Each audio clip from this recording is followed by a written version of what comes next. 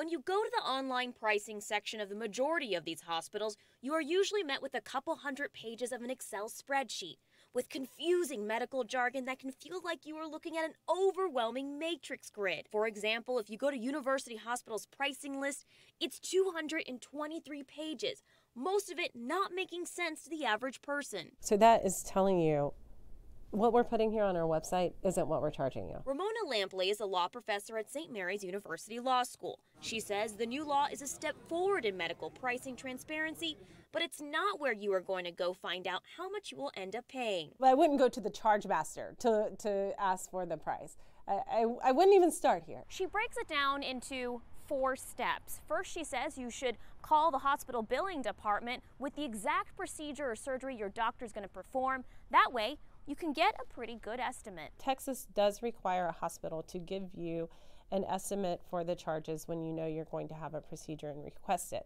Lampley says you should then take that price and compare it with other area hospitals on texaspricepoint.org, a much more consumer-friendly website. The nonprofit Texas Hospital Association runs it.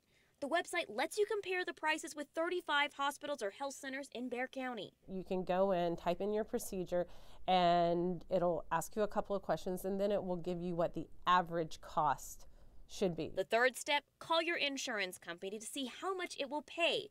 That way, before you go into your surgery, you'll have an estimate of how much you'll pay out of pocket. And lastly, she says after your surgery, always ask the hospital for an itemized bill. You are also protected by Texas law to do so. She says this way you can see exactly what you've been charged for. The hospital happens to charge you, say, $15 for Tylenol, which should be, say, $4.